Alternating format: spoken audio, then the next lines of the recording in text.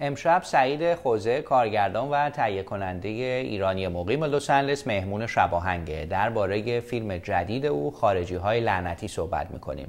اثری که تدوین اون به پایان رسیده و اکرانش در جشنواره‌های مختلف به زودی آغاز میشه. آقای سعید خوزه، به شما سلام می‌کنم و درود می‌فرستم. سپاسگزارم از اینکه با ما همراه هستید. درود به شما و بیننده‌های عزیز و ممنونم از اینکه منو دعوت کردید. من میخوام ابتدا درباره آخرین فیلم شما صحبت کنم. فیلم بکارت یا ویرجینیتی در جشنواره‌های مختلفی شرکت کرد. درباره دستاوردهایی که این فیلم داشت توضیح بدید. چه جوایزی کسب کرد و اکران اون چه تجربه‌ای براتون بود؟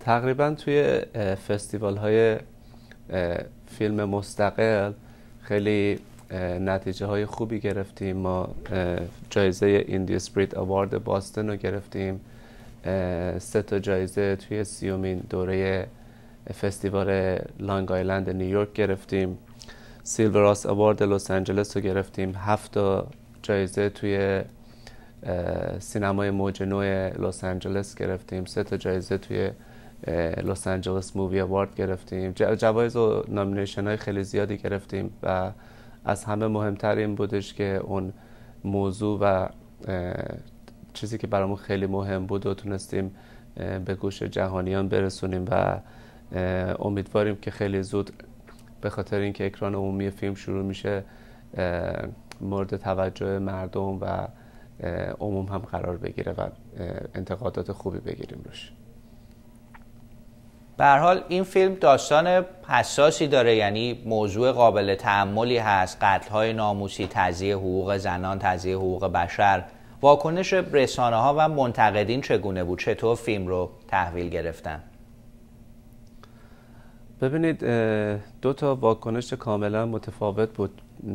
اکثریت منتقدین و تماشاچی‌های خارجی خیلی تحسین کردن، تبریک گفتن و خوشحال بودن که یه فیلم اینجوری ساخته شده. از اون طرف یه نقدهای تندی هم بود از طرف تماشاچی‌های ایرانی که فیلم رو توی فستیوالات دیدن. فکر میکنم دلیل اصلیش این بود که این فیلم یه ذره خیلی تاب و شکن بود برای جامعه ایرانی، به خاطر اینکه برای اولین بار بود که یه فیلم ایرانی ساخته میشه که صحنه‌های خیلی خشن جنسی از جمله مثل تجاوز به زنان، بردهداری جنسی، قاچاق اجباری زنان، تنفروشی اجباری زنان به صورت خیلی بی‌پرده و مستندگونه نمایش داده میشه. خب از این جهت فیلم سختیه برای دیدن و حتی بارها پیش اومد که مردم توی فستیوال‌های مختلف از من پرسیدن واقعا که تجاوز نشد به هنرپیشه فیلمتون؟ و من میگفتم نه، این فقط فیلمه، فقط سبک فیلم رو جوری ساختیم که یه ذره اینتنسیتی فیلم رو زیاد کرده و اینم خب دلیلی بود برای اینکه نشون بدیم که این مسئله چقدر جدیه و باید بهش پرداخته بشه. به همین جلسات پرسش و پاسخ بپردازیم. اشاره کردید برخی ها از داستان فیلم، حالا یا صحنه هایی که درونه یا حوادثی که داشته، انتقاد کردن. شما به عنوان کارگردان اثر، تهیه کننده، از چه منظری با این انتقادا برخورد میکردی؟ یعنی این گفتمان یا دیالوگی که بود به چه سمتی پیش میرفت؟ در نهایت آیا نتیجه خاصی داشت این گفتمان و گفتگو؟ ببینید، بیشتر از همه چیزی که برای من خیلی مهم بود اون نوع نگاهی که خودم به مسئله داشتم و حتی من بارها به مردم گفتم که حقیقت خیلی تخت‌تر و سیاه‌تر از این چیزی هست که در فیلم نشون داده شده. حتی فستیوال های زیادی بودن که برای ما پیغام فرستادن و گفتن که اگر شما خشونت فیلم رو یه مقدار کمتر کنید ما میتونیم این فیلم رو نمایش بدیم توی فستیوالمون و من موافقت نکردم، به خاطر اینکه این یه قسمتی از اون چیزیه که من به عنوان یه هنرمند با خودم متعهد شدم که خودسانسوری نداشته باشم و سعی کنم حقیقت رو نشون بدم. و همیشه خب میدونید منتقدین اگر با دیدگاه مثبت به مسئله نگاه کنن، وقتی شما توضیح میدید دلایلتون رو و منطقی که پشت فیلم بوده، خب اونا قانع میشن. و اگر قرار باشه که با دید منفی بهش نگاه کنن، شما هر چقدر هم توضیح بدید باز هم تأثیری نداره. در ماه‌های گذشته برخی از نشریات و وبسایت‌های محافظه‌کار ایران به شما حمله کردن، از فیلم انتقاد کردن. به باور اونها فیلم شما یه فیلم ضد ایرانیه که ارزش‌های مذهبی و فرهنگی و دینی مردم رو زیر سوال برده. شما چه پاسخی برای این انتقادا دارین؟ ببینید، من همچنان سکوت کردم به خاطر اینکه معتقدم اول باید مردم فیلم رو ببینن و بعد هر نقدی که داشتن من قبول میکنم. ولی کمی غیر منطقی و غیر عاقلانه است کسی در مورد فیلم ندیده نقد بنویسه. این اول. دوم اینکه ما متاسفانه یک فرهنگی داریم که از وقتی که بچه بودیم توی خانواده به همون گفتن که سکوت کن، اگر یه بدبختی سرمون اومد، اگه بی پولیم، اگه یه مشکلی تو خونه داریم، سکوت کنیم و بهتره که عمومی نکنیم مسئله رو. و این فکر میکنم یکی از بزرگترین مسائلیه که باعث تخریب جامعه میشه. و من بعضی از منتقدین به من گفتن که دنیایی که تو میبینی چقدر سیاهه، برو پیش روانشناس. و من بهشون گفتم که اتفاقا دنیایی که من میبینم پر از نور و روشناییه. فقط من به عنوان یه هنرمند سعی میکنم که برم و تاریکی ها رو پیدا کنم و نور رو بیارم برای تاریکی ها. و فکر میکنم که این دلایل حملات خب خیلی واضحه، به خاطر اینکه وقتی شما چیزی میسازی که دوست ندارن راجبش صحبت بشه، خب برچسب‌هایی هم به شما چسبیده میشه. ولی من در مورد کاری که کردم خیلی اعتماد به نفس دارم و خیلی خوشحالم که این فیلم رو ساختم. و این فیلم ضد ایرانی نیست. این فیلم کمک میکنه به آدم‌های خیلی زیادی که هر روز صدر اخبار حوادث ایران و کشورهای خاورمیانه هستند و به دلایل مسائل خیلی جزئی که منجر به قتل‌های ناموسی میشه کشته میشن و جون خودشون رو از دست میدن. و آمارهای واقعی واقعا آمارهای خیلی وحشتناکی از تعداد قربانیان قتل‌های ناموسی. به برچسب‌ها اشاره کردیم. من میخوام مختصر به این قضیه بپردازیم. برفرض گفتن شما با کمک هالیوود یا محافل صهیونیستی این فیلم رو ساختی، یعنی یه جور بازیچه دست اونها بودی که فرهنگ ایرانی رو بهش حمله کنی، زیر سوال ببری یا ارزش‌های مذهبی رو انتقاد کنی ازش. فکر می‌کنی چرا این انتقادا به این سمت و جهت رفته‌های شما همکاری با هالیوود داشتی یا محافل صهیونیستی بهت کمک کرده این فیلم رو بسازی؟ ببینید، ما خب استودیوی فیلمسازیمون توی هالیووده. هالیوود هم یه شهره، یه جای خاصی نیست. شما نمیتونی بری یه آدمی رو توی هالیوود پیدا کنی به اسم هالیوود و بگی بیا به من کمک کن. این اصلا چیز خیلی خنده‌داریه برای مردمی که اینجا زندگی میکنن و در جریانن. و واقعا هم اینجوری نیستش. اگر ما پولی از جایی دریافت کرده بودیم، حداقل حال و روزمون خیلی بهتر بود و مردم وقتی فیلم رو متوجه ببینن خودشون متوجه میشن که این فیلم با مینیموم امکانات و سرمایه ساخته شده. و من آدمی بودم که هیچ وقت حاضر نشدم هیچ کار کامرشیالی انجام بدم به خاطر پول، به خاطر اینکه همیشه هدفم این بوده که اگر قرار من یه کاری رو انجام بدم که بهش باور نداشته باشم، بهتره که انجام ندم. و اگر صرفا مسئله مالی کار برای من مهم بود، من شغل قبلیم که به عنوان یک پزشک میتونستم خدمت کنم، خیلی درآمد بیشتری میتونستم داشته باشم. و خودم تصمیم گرفتم که چون قبل از این که درس بخونم فیلمساز بودم، هنرمند بودم و فهمیدم که جامعه امروز ما چقدر به یک هنرمند متعهد که خودفروخته نباشه نیاز داره. و به همین دلیله که من سعی میکنم در مورد مسائل فیلم بسازم که میتونم کمکی میکنه به جامعه جهانی و کشور خودم.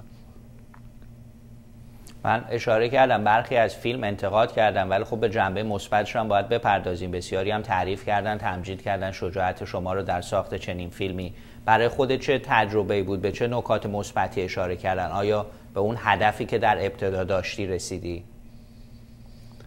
ببینید واقعا پروسه نوشتن این فیلم خیلی طاقت فرسا و دردناک بود، به خاطر اینکه باید راجع به آدم‌های خیلی زیادی می‌خوندی که چجوری به قتل رسیدن، راجع به این کسایی که بردهداری جنسی میشن، قاچاق انسان و خیلی مسائل اینجوری. واقعا یه تأثیر خیلی روحی شدیدی گذاشته بود روی من و عوامل فیلم و تا مدت‌ها همه درگیر اثراتی بودیم که نشأت گرفته از ساختن فیلمی مثل این فیلم بود. ولی این فیلم با هدف خاصی ساخته نشده بود. یعنی من این فیلم رو نساختم که بگم میخوام که سر صدا را بندازم یا میخوام که یه موضوع بحث برانگیز باشه. واقعا برام خیلی مهم بود که یه کمک باشه، به خاطر اینکه حالا مثلا یه کسایی هستن در مورد فیلم سنگسار ثریا میم یه انتقادات منفی داره، ولی من معتقدم این فیلم کمک کرد به اینکه حداقل جون بعضی از آدم‌ها نجات داده بشه، حداقل حتی خود دولت ایران یه توجه بیشتری بکنه در مورد اعمال سنگسار. و خب فکر میکنم خیلی غیر عادلانه و غیر منصفانه هستش که ما یک زن رو محکوم به هر دلیلی محکوم کنیم به جرم داشتن روابط جنسی قبل از ازدواج و این یه معضل بزرگیه. همچنان بعضیا به من میگن که شما دیگه ایران زندگی نمی‌کنین، از این خبرها نیست. ولی من میدونم ایران فقط تهران نیست، شهرهای بزرگ نیست، هنوز یه معضل بزرگه توی شهرستان‌های ایران، توی روستاهای ایران و حتی توی خود شهرهای بزرگ. به کارت در جشنواره‌های مختلفی به نمایش در اومد، اشاره کردی اکران اون در آمریکای شمالی هم به زودی آغاز میشه، ولی آیا در آینده برنامه‌ای داری که به صورت دیویدی هم منتشر بشه؟ یعنی کسایی که در ایران هستن میتونن به نحوی اون رو تماشا کنن؟ ببینید ما تقریباً فیلم از دست ما در اومده و ما هیچ کنترلی روی فیلم نداریم. کمپانی شورلان اینترتینمنت که خیلی کمپانی بزرگ و سرشناسی هستش توی امریکا و صنعت فیلم جهان، فیلم دست اوناست و الان فکر میکنم توی مارکت برلین هست و بعد توی مارکت کن هم پخش میشه. یه سری کشورهای مختلف، ما تقریبا نزدیک به 3 ماهه که داریم کار فنی انجام میدیم روی فیلم که فیلم رو با فرمت‌های مختلف برای تمام کشورهای دنیا سیستم تلویزیونشون آماده کنیم طبق درخواستایی که به ما شده. تقریبا بیشتر جاها حالا یا به صورت سینمایی یا توی شبکه‌های تلویزیونی و شبکه‌هایی که مردم میتونن دسترسی داشته باشن فیلم پخش میشه. ولی واقعا چون ارتباط ما با ایران قطعه، ما نمیدونیم که چجوری فیلم رو به دست ایرانیا برسونیم و برای من خیلی مهمه که نسخه اصلی فیلم بدون سانسور شده رو با زیرنویس فارسی که خودم آماده کردم برای فیلم با ادبیات درست فیلمنامه رو در اختیار مردم قرار بدم که حتما من اینو توی وبسایت خودمون، توی صفحه فیسبوک فیلم تمام اطلاعات رو قرار میدم برای ایرانیا. یه چیزی که آقای مکری من خواهش میکنم که اینا مردم واقعا بهش توجه کنن. ببینید ما به عنوان یک فیلمساز شغلمون، کارمون همین کاریه که انجام میدیم. شاید برای مردم ایران دیدن یک فیلم مجانی، کپی کردن یک فیلم، آپلود کردن یک فیلم توی اینترنت ضرر مالی بهشون نزنه، همونطور که خریدن یک فیلم شاید به اندازه خریدن یک ماست هم نباشه، ولی این کار میتونه زندگی یک فیلمساز رو به ورطه نابودی بکشونه، مخصوصا فیلمسازی که نه توی ایران مارکت داره چون توی سینماهای ایران نمایش داده نمیشه و همینطور با تبعیض و فقر و مشکلات بزرگی توی دنیای اینترنشنال جهانی داره دست و پنجه نرم میکنه. من خواهش میکنم که مردم واقعا واقف باشن به این اثر. این اتفاقاتی که برای فیلم‌های مستقل ایرانی داره میفته توی خارج از فیلمایی که توی خارج از ایران تولید میشه اتفاقات خیلی دردناکیه. وقتی پای حرفای فیلم سازا بشینی زندگیشون رو از دست دادن به خاطر یا آپلود کردن یک فیلم. واقعا این خیلی مهمه که ما از خودمون شروع کنیم فرهنگ سازی رو و به خودمون اجازه ندیم که همون جوری که اجازه نمیدیم بریم توی یه سوپرمارکت یه وسیله رو ورداریم و بذاریم تو جیبمون بدزدیم یا بریم نونوایی یه نون رو بخوریم بدون اینکه پولش رو بدیم، سعی کنیم یاد بگیریم بدونیم فیلم همینجوری خودش ساخته نمیشه. 100 نفر 200 نفر آدم اون پشت زحمت کشیدن، شبها نخوابیدن و پول زیادی رو وقف این کار کردن و واقعا براشون خیلی مهمه که سود نبرن، حداقل انقدر پول باشه که فقط بتونن با همون پول دوباره فیلم بعدی رو بسازن و رو پاشون وایستن.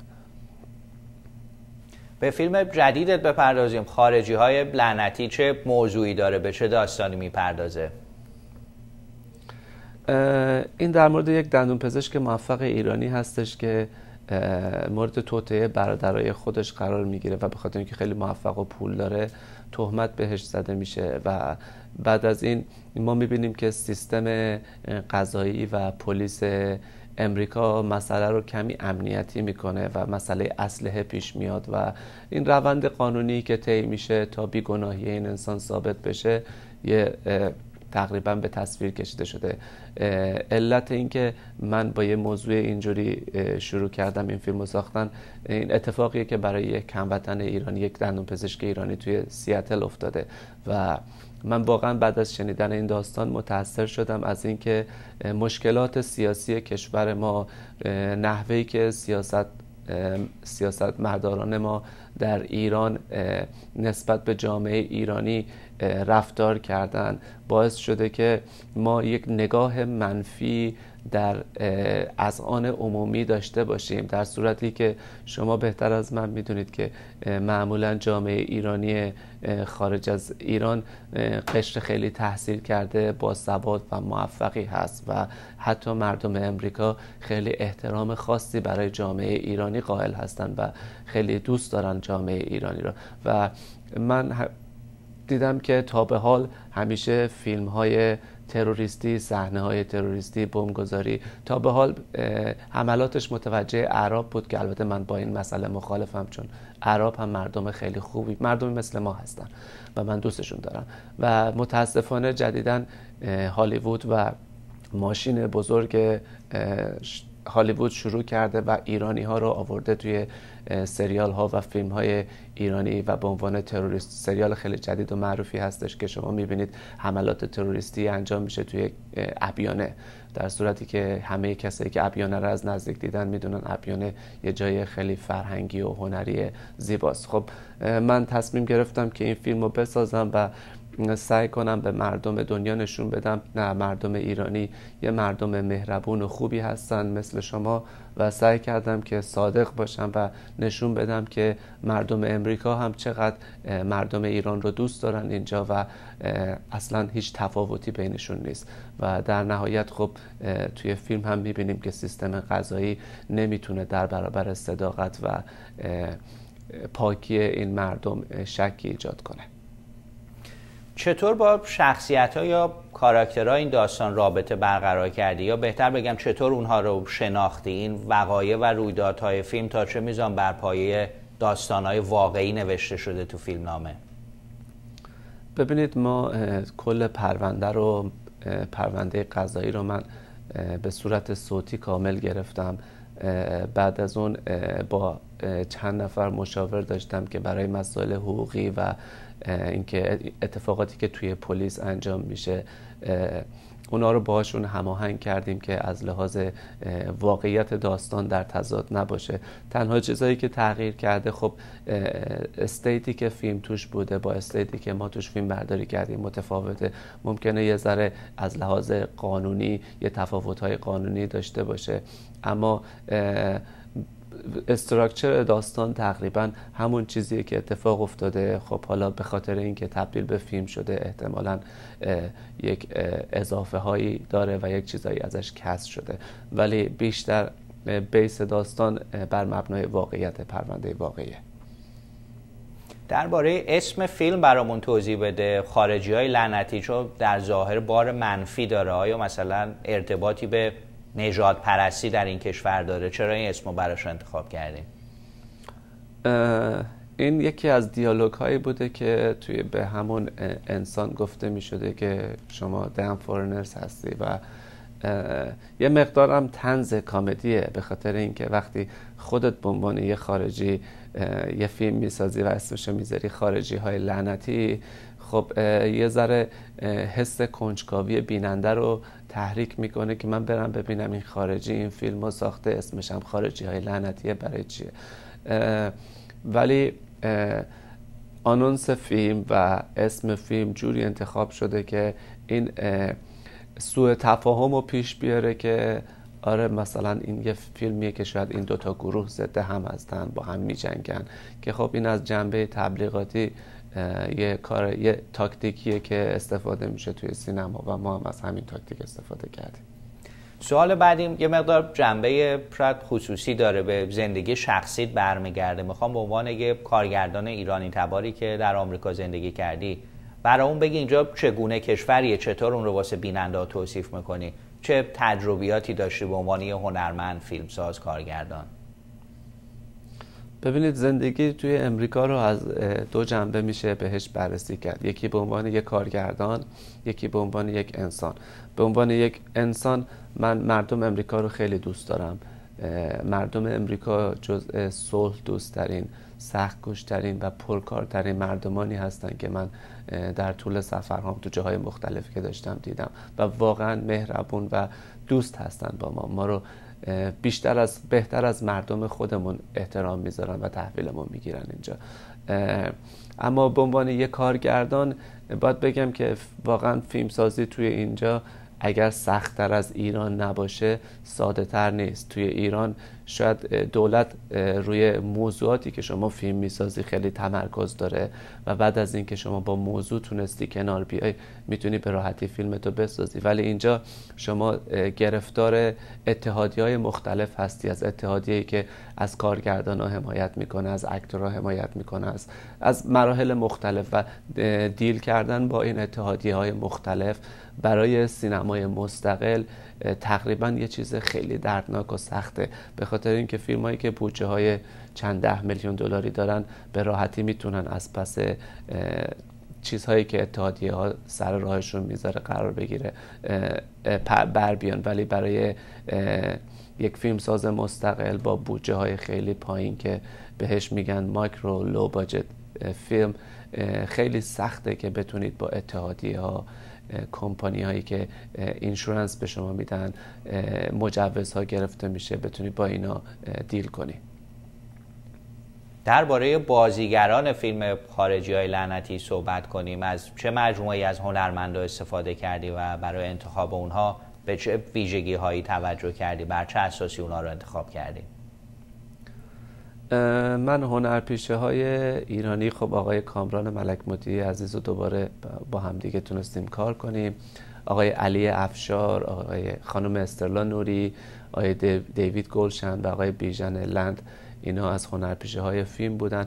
حقیقتا راستش رو بخوام به شما بگم آقای مکری، من تمام این دوتا فیلم قبلی که توی اینجا ساختم زیاد به ویژگی دیگه دنبالش نگشتم. سعی کردم یه نفر رو پیدا کنم که بتونم بهش فارسی یاد بدم و بیاد برای من بازی کنه، به خاطر اینکه هنرپیشه های ایرانی که ما توی اینجا داریم خیلی یا از طریق منیجراشون تحت فشار هستن یا از طریق اتحادیه هایی که عضو هستن بهشون اجازه نمیدن تو فیلم هایی با بودجه پایین بیان شرکت کنن و من کلا خیلی دل خوشی از هنرپیشه‌های ایرانی ساکن لس آنجلس ندارم و برای همین تصمیم گرفتم که اصلا دیگه تا زمانی که امکان اینو ندارم که برم و فیلمی توی ایران با حضور هنرپیشه‌های ایرانی بسازم، هیچ وقت دیگه فیلمی با موضوع و مسائل ایرانی نسازم تا این سختی انتخاب بازیگر رو، سختی پیدا کردن بازیگر رو بتونم پشت سر بذارم. من بیشتر از نزدیک به 200 نفر هنرپیشه و هنرور امریکایی رو کمتر از یک هفته تونستیم همشون رو کسب کنیم، بگیریم، اما متاسفانه برای 4 تا هنرپیشه ایرانی من بیشتر از چند ماه وقت گذاشتم تا به اینا فقط فارسی یاد بدم. هنرپیشه‌های خیلی خوبی داریم. من قبلا با خانم شهره آقداشلوی عزیز کار کردم، خیلی براشون ریسپکت قائلم، خیلی براشون احترام قائلم. با آقای بهروز وثوقی کار کردم، هنرمندای خیلی خوبی هن. اما وقتی شما نقشی نداری برای هنرپیشه‌های خوبی که میشناسی و یه ذره به جامعه جوان‌تر نیاز داری توی فیلمات، خب واقعا با شرایط خیلی بغرنجی مواجه میشی که خیلی دردناکه. ترجیح میدم مثلا راجبش صحبت نکنم. خب این کار رو سخت نمیکنه که شما زبان فارسی رو میخوای به یه بازیگر غیر ایرانی یاد بدی؟ یعنی نتیجه کار از دید شما که کارگردانی چگونه است؟ میتونه اون زیبایی و دلنشینی کار رو داشته باشه؟ میتونم به این زبان صحبت کنم به صورت عادی؟ بعضی وقتا واقعا دست به دامن صنعت دوبله میشیم دیگه. سعی میکنیم که اون حس رو از طریق بازی بگیریم. این مثل اینه که شما بخواید از یک موجود نر تولید مثل بکنه برای شما. خیلی کار سختیه. واسه همین مردمی که ایرانی هایی که خواستن فیلم های من رو نقد کنن، یادشون باشه که هنرپیشه‌های من که دارن اینجوری توی فیلم صحبت میکنن، به این خوبی فارسی صحبت میکنن، اصلا نمیدونن دارن چی میگن.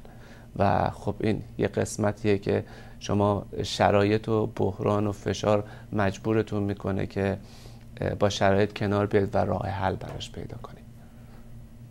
درباره همکاری با علی افشار برامون توضیح بده، در حدی که من میدونم ایشون خب تجربیاتی در دنیای ورزش دارن، کارهای زیادی انجام دادن در اتومبیلرانی، ولی درباره سینما من نمیدونستم ایشون علاقمند هستن. ممکن توضیح بدی چطور با هم آشنا شدید و چه نقشی در این فیلم داره؟ ایشون هم یکی از تهیه کننده های خیلی خوب هستن توی هالیوود. 2 فیلم خیلی بزرگ با بودجه سنگین با حضور پرودوسرهای خیلی بزرگ که فیلم های آقای جان کلود وندم رو پرودوس کردن.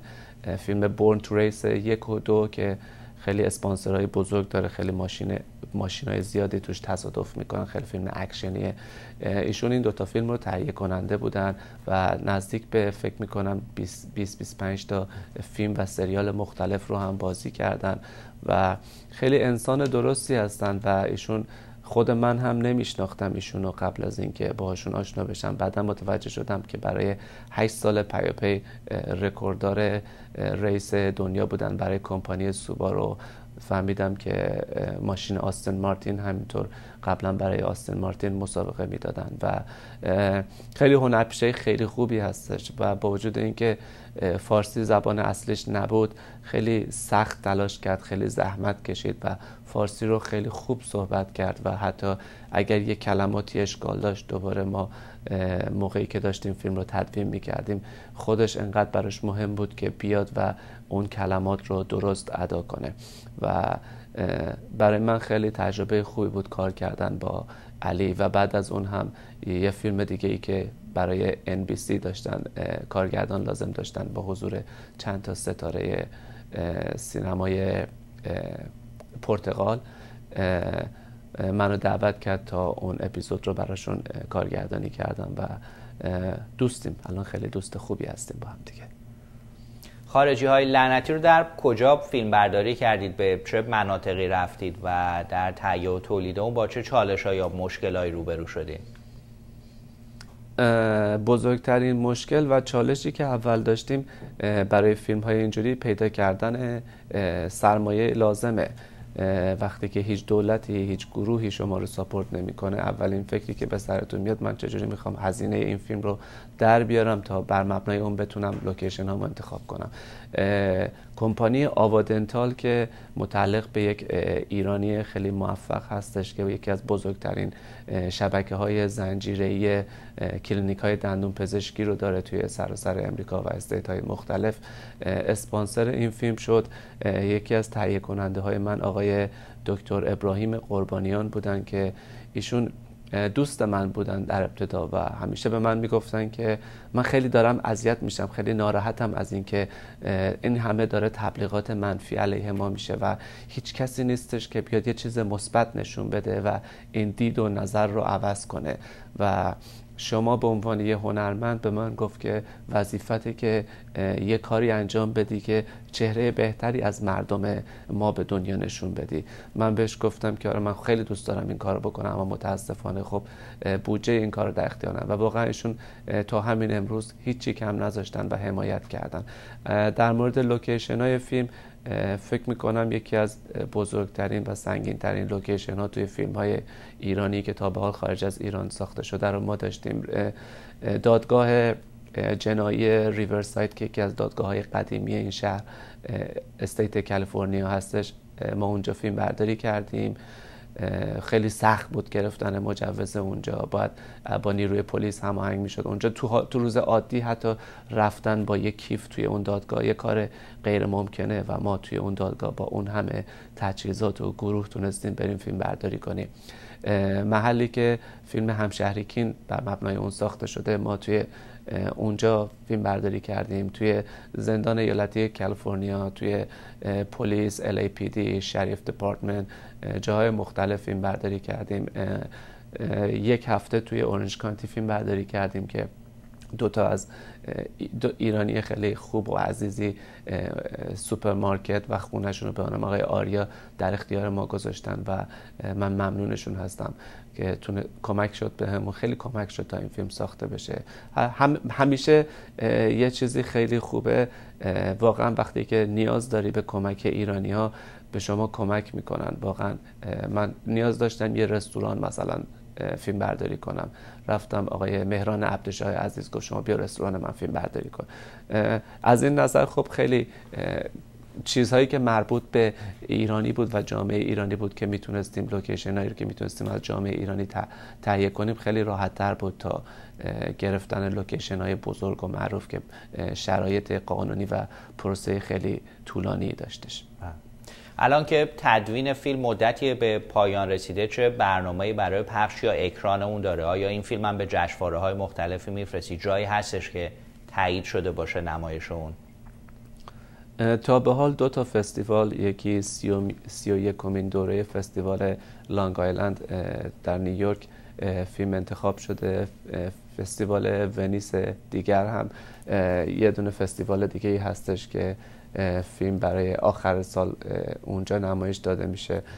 به تازگی تمام شده نسخه نهایی تدوین و ما داریم میفرستیم برای فستیوال‌های مختلف. برای اکران عمومیش فعلا تصمیمی نداریم و چون چیزی تایید شده نیست نمیتونم هیچ قولی به کسی بدم، اما یک اکران خصوصی داریم در 6 مارچ در هارمونی گولد لس آنجلس. برای اولین بار من تمام تلاشمو کردم که همون جوری که همیشه صنعت موسیقی ما توی خارج از کشور میشه گفت به رشد و باروری رسیده، خواننده های ما میتونن به صورت مستقل برای خودشون کسب درآمد کنن و این فرهنگ ساخته شده که مردم میرن کنسرتاشون رو میبینن، بلیت میخرن. من سعی کردم که برای اولین بار این فرهنگ رو توی خارج از ایران جا بدم که ما هم مثل فیلم های بزرگ هالیوود یه اوپنینگ خیلی خوب داشته باشیم، فیلم معرفی بشه، هنرمندا بیان و فیلم رو ببینن، بعدن از روابطشون استفاده کنن، راجع به فیلم صحبت کنن، منتقدین بیان فیلم رو ببینن. فعلا این فرش قرمز اختصاصی رو داریم و با حضور هنرمندا خواهد بود و برای مردمی که شانس اینو نداشتیم که اون شب در کنار ما باشن تدارک دیدیم که حتما پوشش خبری داشته باشیم و بعداً در اختیارشون قرار بدیم. منم امیدوارم بتونیم از برگزاری اون برنامه گزارشی تهیه کنیم که در شباهنگ پخش بشه. قطعاً وقتی جزئیات هم مشخص شد اطلاعات بیشتر رو برای بیننده ها خواهیم داشت. در پایان این گفتگو اگه مطلب خاصی هست یا نکته‌ای که مایل هستی با بیننده ها و تماشاگرها در میون بذاری خوشحال میشیم بشنویم. خیلی ممنون از اینکه به من اجازه دادید که توی برنامه شما باشم. تنها خواهشم از مردم اینه که یادتون نره ما با حمایت شما زنده ایم و میتونیم فیلم بعدی رو بسازیم.